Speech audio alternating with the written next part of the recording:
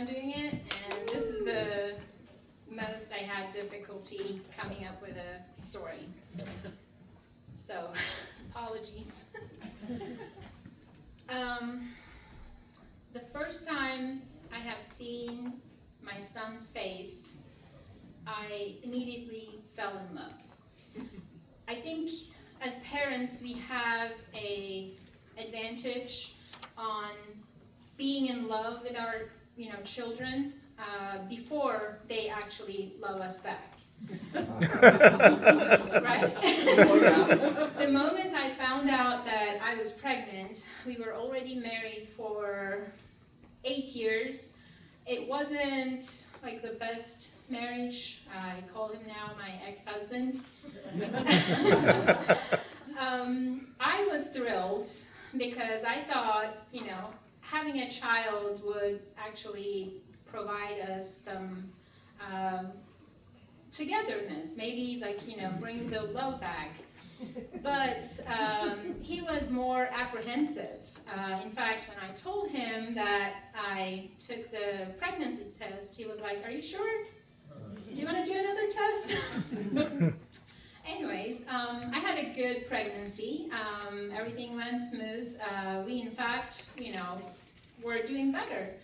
And when I had my son, after a 25-hour-long labor duration, and when they placed him in my arms, again, I just forgot everything, all the pain that I suffered, and I immediately fell in love. In fact, the first couple of weeks, I did not sleep.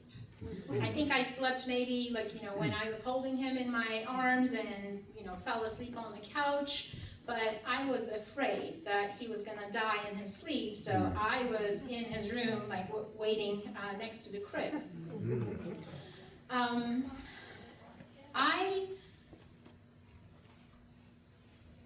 I think I took more of the responsibility of a parent, and for my ex, it was, it was natural, it was expected. You're the mom. I don't have the boobs, I can't keep him. I think he maybe changed him in total 4 or 5 times. So it was very hard on me, but I did not complain because, this was something I really enjoyed. He was a perfect baby. He was very, he was very personable, energetic. He did everything expectedly.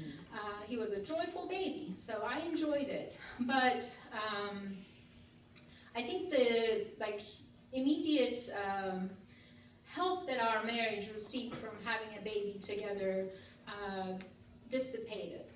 And then there was one point even we were visiting our family back home, and my ex left with our passports, and he was like, you have to fix yourself, so you're not coming back with me to America. Left us, with my son. Our families intervened, and they were like, okay, let's fix it. So we ended up making it work for a couple more years, and back in 2018 we separated. We had 50-50 custody, but until that time I was the parent that was responsible for almost everything for our son, and we were in the same physical space. So going from that to a 50-50 custody, seeing him only 1 week at a time was hard, but it was also relieving at times because I needed some time to myself. So I enjoyed it. As my son grew, he started resembling more and more his father in some of the things that I don't like in his father. So last August, he, after some serious discussions, consulting professionals, we decided that he is going to reside with his dad. He's in 10th grade, so he's not like, you know, at a stage where he needs a parental supervision all the time. So I thought, I consulted my friends, I consulted people who went through similar situations, and they said, oh, this is just a phase, you know, it's gonna pass, stay strong. I'm struggling, so I think that this is why it was hard for me to come and tell my story. But I said, no, I'm not gonna back down. I'm gonna go to the stage and tell my story, because when I look at his face, I still see the same boy that I saw 16 years ago in that hospital room. He is very smart. He's shy. He's not, as his mom, like very, you know, outgoing, energetic, but he's a thoughtful boy. And I am trusting that my friends who tell me that went through a similar stage, that he's gonna come back.